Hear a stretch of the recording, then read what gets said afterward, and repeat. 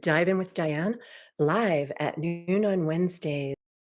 Welcome.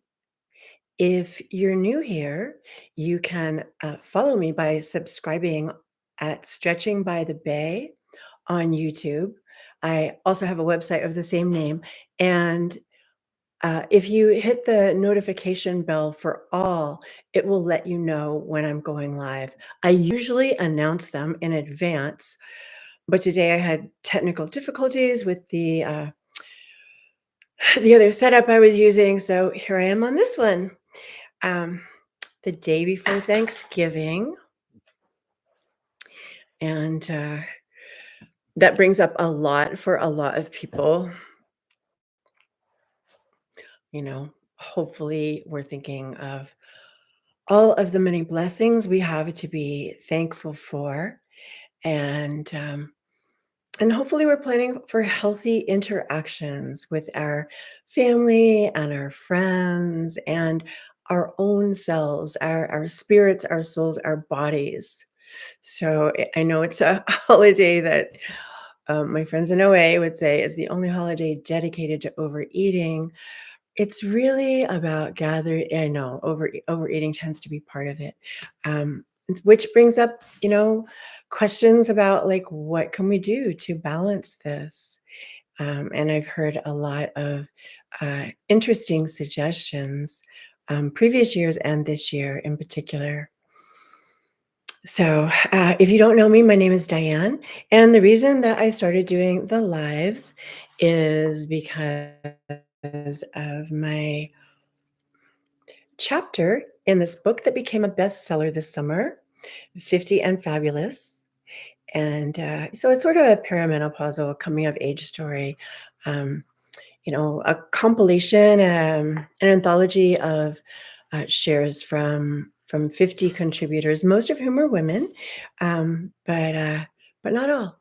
So I'm proud to be part of it. And my chapter is about aging with grace and mobility and maintaining range of motion, because you can only be strong in a range of motion you have. This camera being crooked is driving me a little bonkers. Let me see if I can fix that. There we go. It's still in true mirror, which if you don't know what that is, lucky you. It's very disconcerting. Anyhow, back to today's topic. So it is a work day for a lot of people. Not everybody can be here live. So I have some questions that were submitted in advance. And someday when I get better at the tech, I hope to have more people, participating in real time with me. But meanwhile, exercise snacks, things you can do so that the appreciation of the gatherings don't turn into comatose indulgences. So walking after a meal is a way to help your metabolism. So also, if you know you're going to be going for a walk, you are less likely to eat so much that you can't get up from the table. I know on Thanksgiving, so in some traditional American households, there's casual football after, uh, you know, just a walk would be good, but I get that I'm a huge fan of play. I'm a big proponent of play, and I think play has an important part in fitness. So, ways that we can, you know, make our fitness not just a dedicated trip to the gym. That can be important too, depends on who you are. But ways that we can make it playful and work it into our lives, also super important. Another topic I've been asked to continue is exercise snacks. So, little, even just 1 minute bursts of activity, hopefully strenuous activity, such as planks or squats or sprints, depending on who you are, whether or not that is an ideal, whether that is a good thing for you to be doing, um, help to keep your metabolism elevated.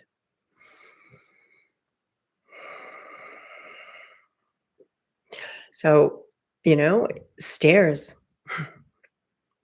uh, going up and down the stairs. When you go up and down the stairs, you want to get your whole foot on the step and come up to your whole body height between each stair.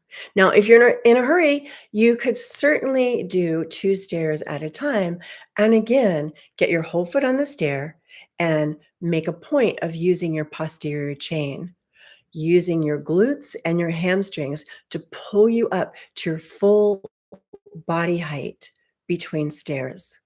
I think I went into that in a previous live, and as well as one of my almost 200 videos that are on my channel, free for you to peruse at your leisure. Uh, so um, it's a lot of how people do stairs. A lot of times, people when they work with me, they are surprised to learn that they could do stairs much better than they have been doing. I want everyone to know this. If you get your whole foot on the stair and you pull yourself up to your whole body height, you can use your posterior chain. You can even have an extra little glute squeeze at the top. You could even extend your trailing leg a little bit behind you. Think ballet, but without arching your back. I think that's an arabesque. Uh, to really maximize the stairs experience. In case you are not making it to the gym and you're not getting on the Stairmaster or the elliptical, chances are you will encounter stairs in your holiday festivities. So maximize them. You're better off doing 2 at a time really well than doing 1 at a time on your tiptoes. That leads to keeping your hip flexors crunched, and overworking your calves and just tilting your whole body forward. Honestly, mastering stairs is really an important skill. And it's the same thought process that goes for chairs and squats and, for a large part, lunges. So, using your posterior chain and engaging your glutes at the top to help release your hip flexors is a good way to go. And you do a couple rounds of stairs, there's one exercise snack right there. Um, Squats. I have some videos on that, another couple coming out soon, not quite out of editing yet, sorry about that, but they will be very, very soon. Um, that is an excellent exercise snack. And again, the important part is that you work on the parts you want to work.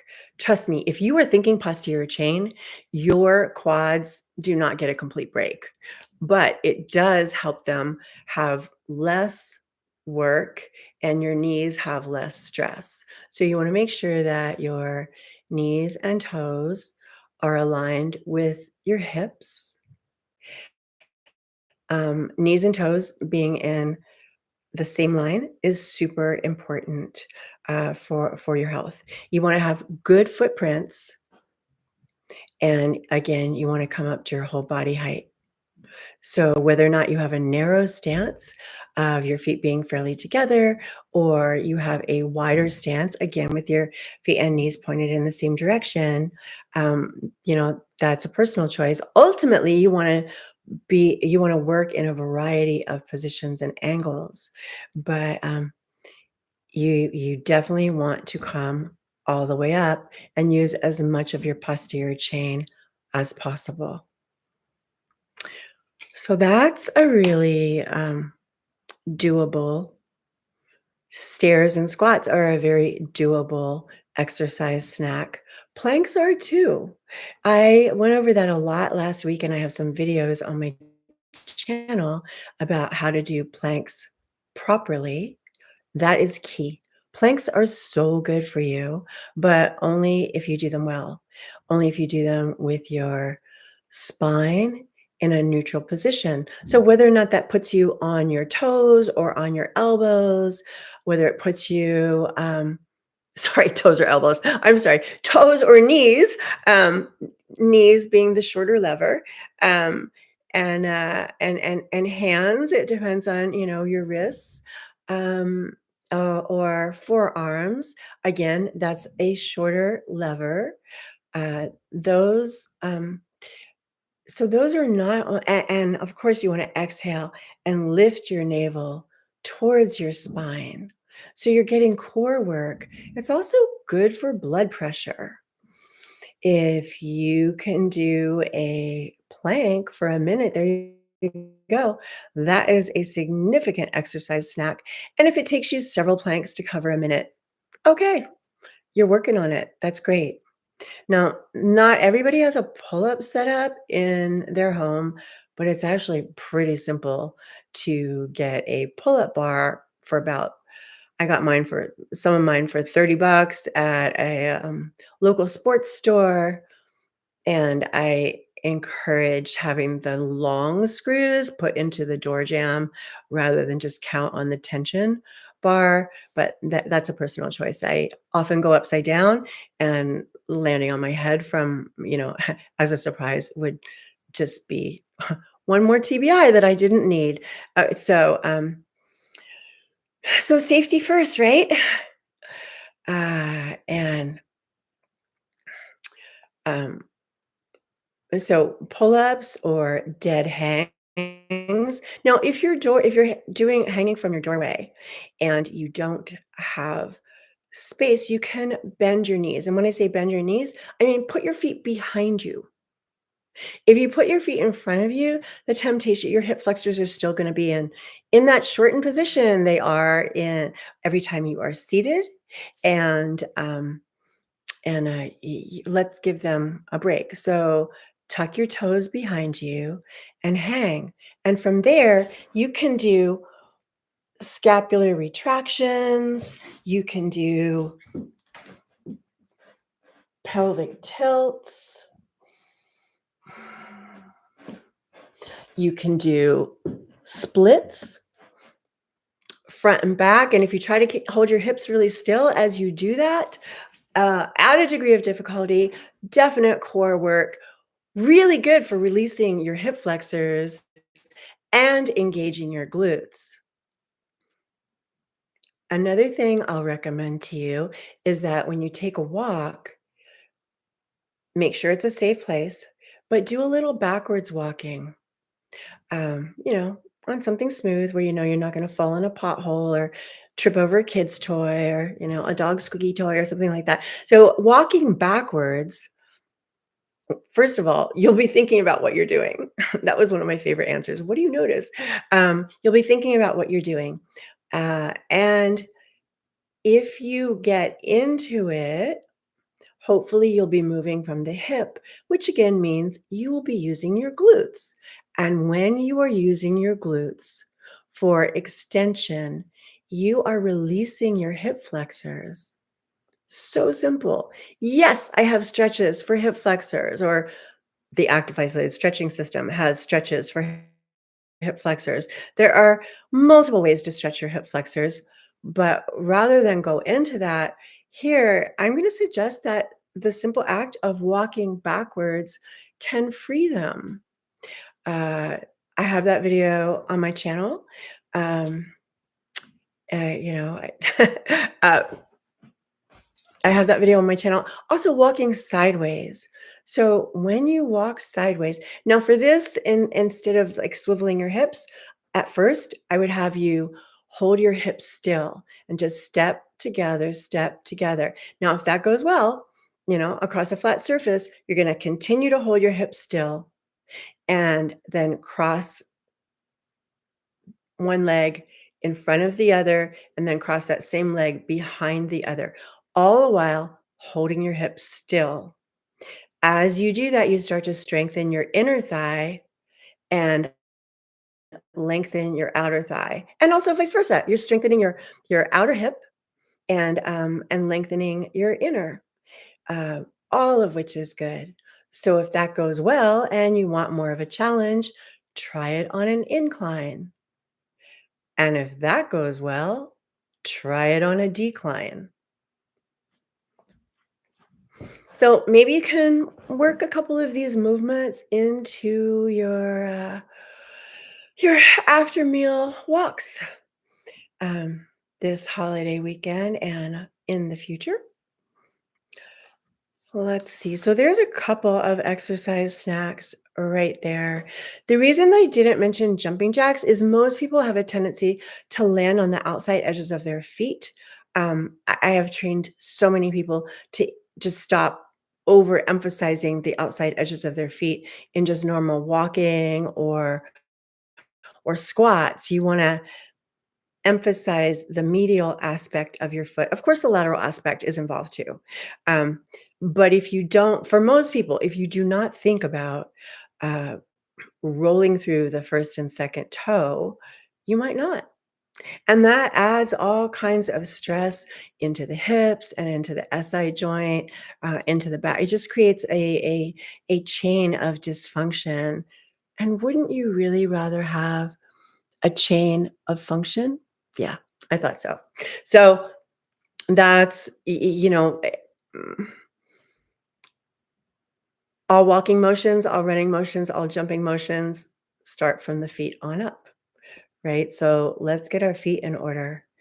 I guess I definitely have some videos to guide you through foot stretching and foot strengthening and how to use them for gait. And that means for walking, for mobilization.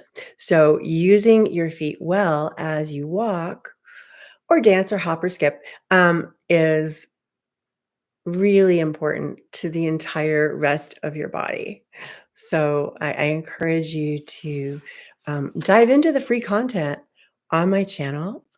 Um, Subscribe so that you can subscribe and also click notifications so that you get notified when I release new videos, which is at least once a week, or go live. Even if you can't make it, then you can catch up with it later. What else do we have? Um, all right.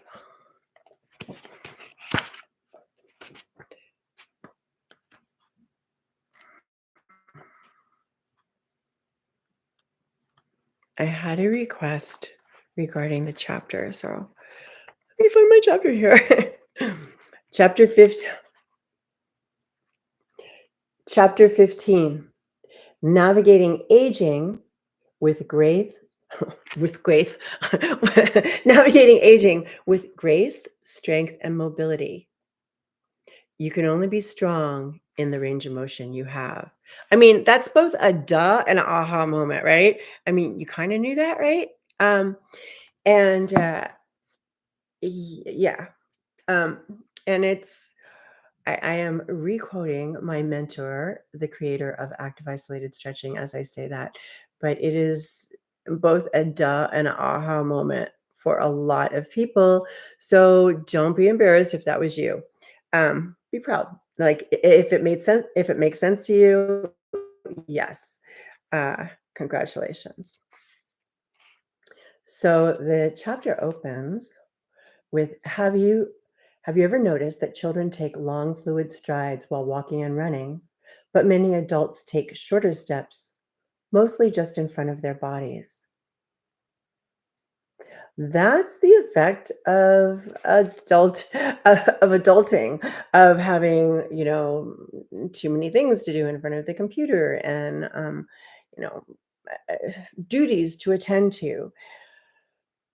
But owning our full range of motion helps to prevent muscle and joint injuries and empowers us to participate in our chosen activities. Using our muscles enhances our mood, brain power, and overall health. We must move and strengthen our muscles through exercise and play. Think about it. In the 50s, How many women were in gym? Women women weren't really welcome in gyms unless they were on an Olympic team or something like that. So, hula hooping, that is hula hooping and dancing. That was it. I still love both of those things. Hula hooping is so good for your core, and it's good for your mood. I mean, honestly, I dare you to be in a bad mood when you're hula hooping. It's not gonna happen. Dancing is wonderful, the added element of music, likely community, although I dance alone sometimes, why not? Um, so that's another potentially lovely exercise snack that you can share, with your gathering or, enjoy yourself, is just put on music and dance for a song. It's good stuff. And where was I trying to get to in here? Oh, the play part, yes. Um,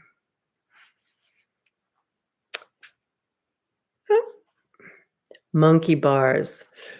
Okay, no pull-up bar in your house, although you could, you know, have one installed as soon as tomorrow.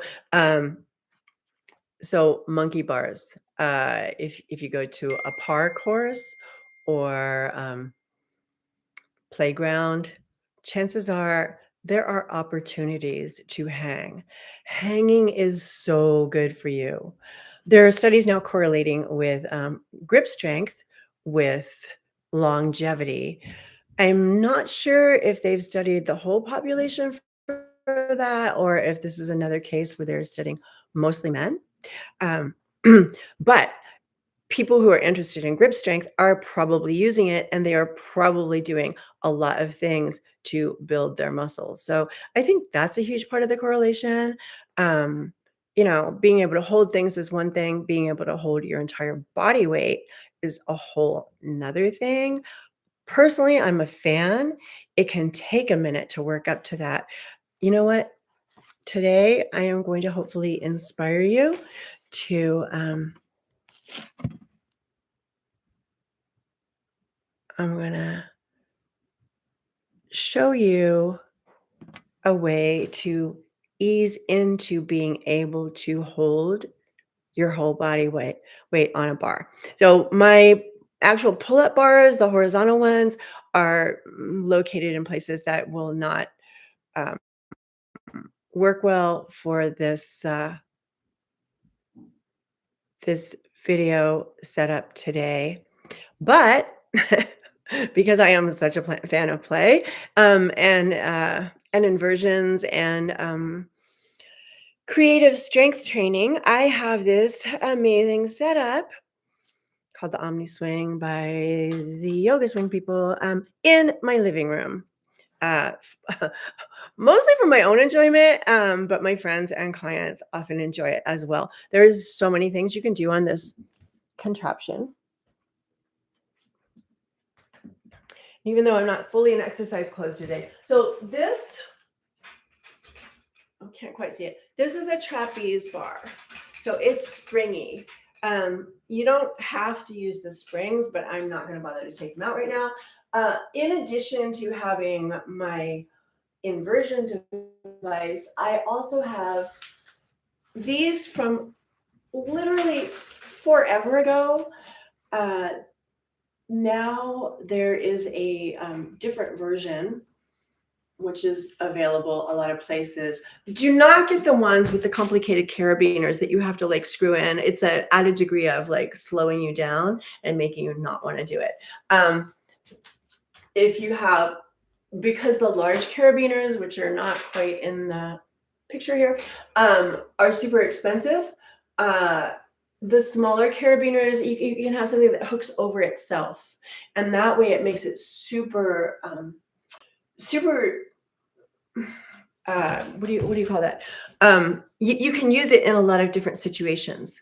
It doesn't have to fit over a bar. You can put it over a tree branch or a different size bar or a different height bar if it hooks into it itself. But I have these from forever ago, like I said, and when people aren't strong enough to actually hold a bar,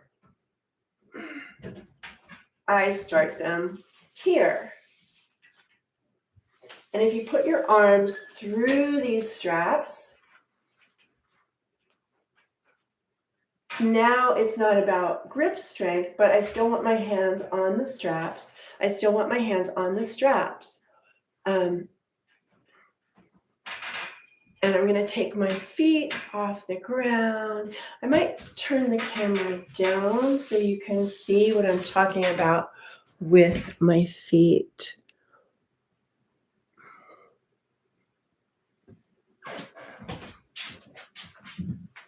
I'm going to, these might fall in my face very soon. Oh, you still can't quite see. Maybe if I back up a little bit, you can. Yes, I have it on sliders. Super convenient. So I'm bending my knees. I'm taking them, my legs back. I turn my toes upside down so that I'm not tempted to push, shorten my hip flexors, hike up. So I'm hanging here. Now, sure, this feels great, but I want to also engage the muscles of scapular stabilization, pulling myself up there. Now, if I'm taking it into a pelvic tilt, I definitely want to keep my hip flexors out of it.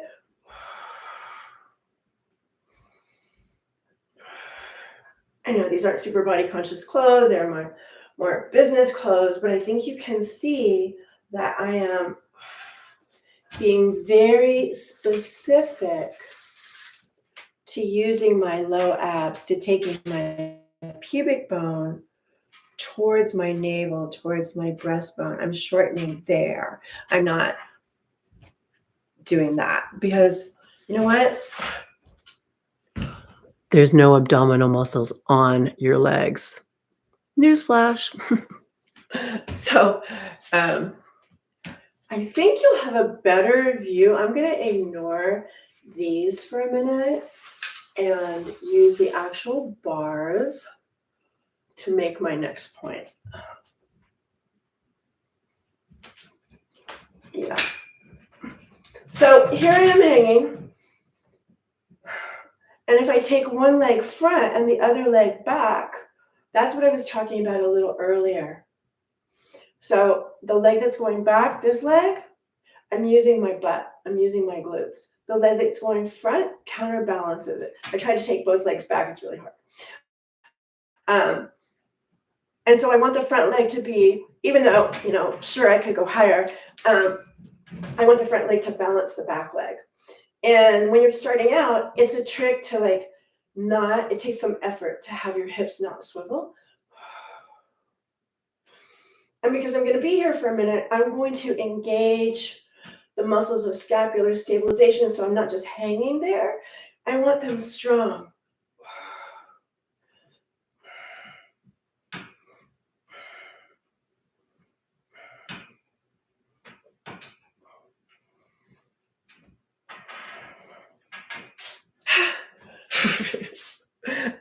Yeah, pretty much every hanging session ends with shaking out my hands.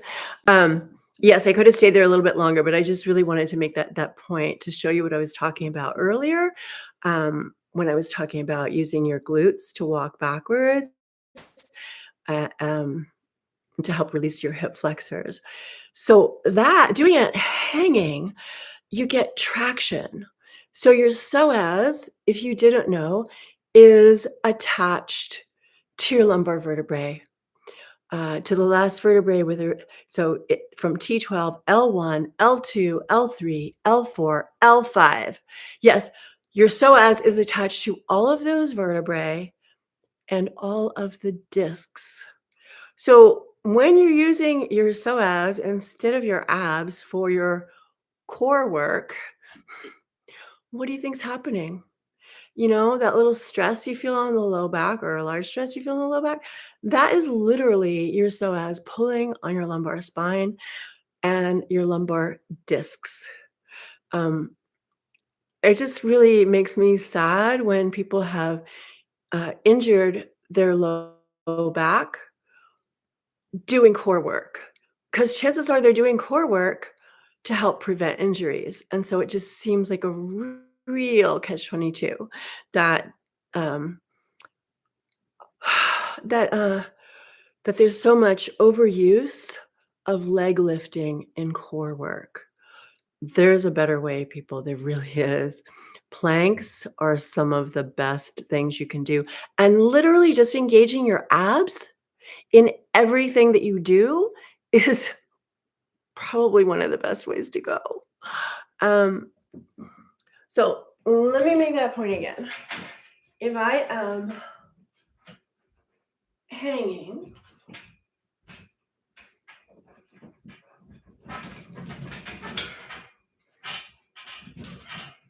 now my pelvic tilts involve lifting the dead weight of my legs. Notice I'm not doing this and I'm not doing that. Sure, I feel that in my abs, but it's my abs trying to save my back. Now, if I just dangle and I do the pelvic tilt, I really feel that super specifically in my low abs. I can make it an oblique, lower obliques. Oh, let's alternate. Boom. You see how that goes? Oh, that doesn't show very well. I'm using these guys, but really just like to that tilt there, super profound. Now, what I call mini flags is probably a misuse of that term. To go sideways.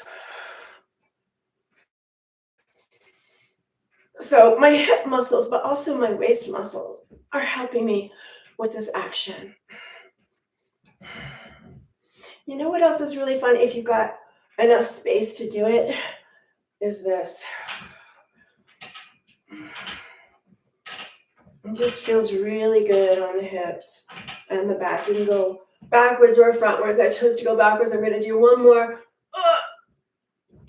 scapular setting action to remind them where they wanted to be, where they should be, because my hands were getting a little tired there from hanging on.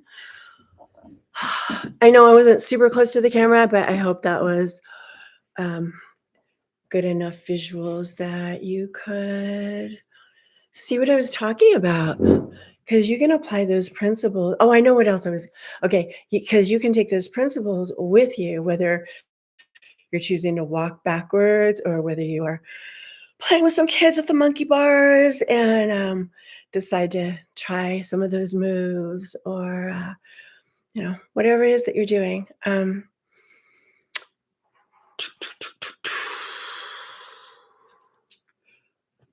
I had that thought and it went. Okay, let me see what this question is.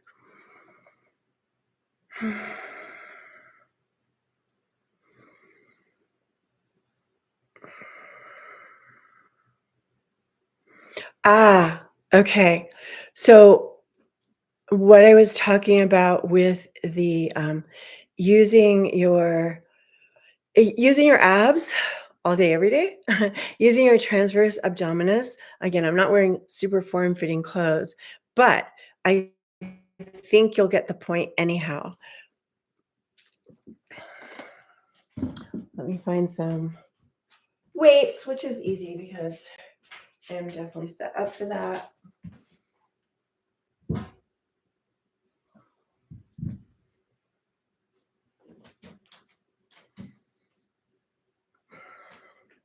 So a simple move. So what you can't see is I'm paying attention first and foremost to my footprints, because if I do not have my footprints properly planted, nothing on up stands a decent chance. So I have my footprints, then I have my thigh bones over my knees, neutral pelvis, so not arching, not crunching, a lengthened spine, and lengthen on up through the crown of my head.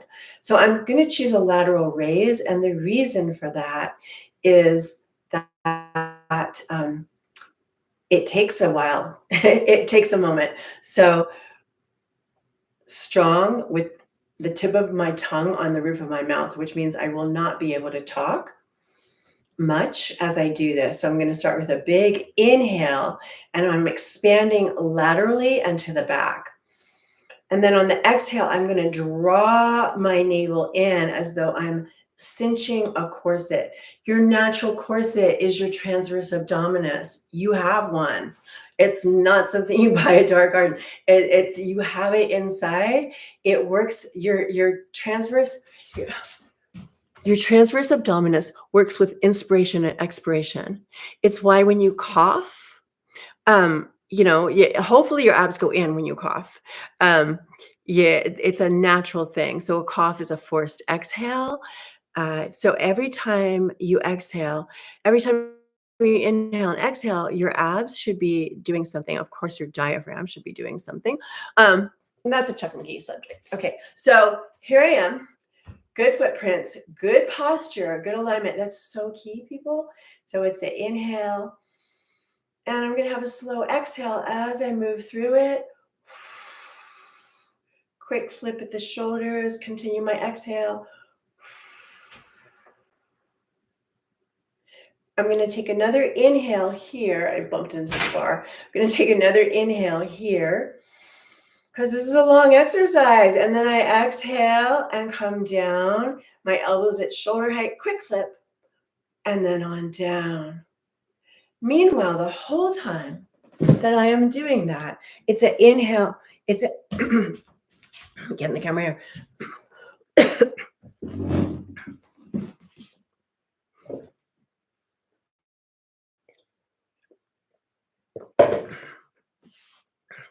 It's an inhale, lengthen my spine, expand laterally and to the back, and then exhale and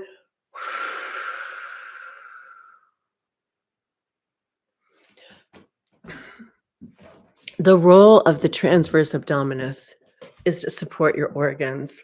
That's a pretty important role. They provide, yeah, that's a pretty important role. They are the deepest, and you know what they say about deep. You know what you know about deep. Deep is deep. Deep tends to be the most important. Our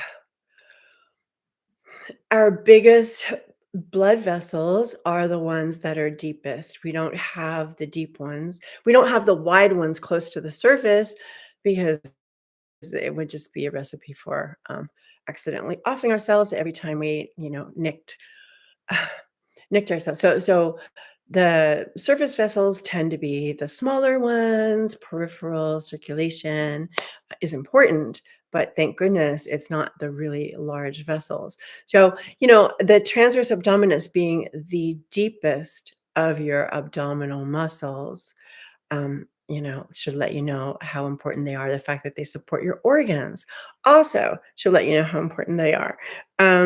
You want to use them with, you are using them with every breath. You want to use them well. I think next week we'll get back into torso work. And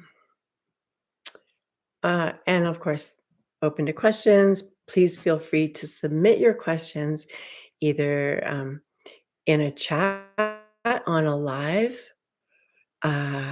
or through the portal on my website, which is also Stretching by the Bay. And if you're interested in working with me, either for my Bounce Back from Back Pain program or for any other reason, please feel free to contact me. There's a portal. There's 2 dedicated portals on my website for that. There's information in my channel description that can help you get in touch with me. Thank you so much for your time and your attention. I hope this has helped you expand your knowledge and have more fun fitness in your life. See you next time.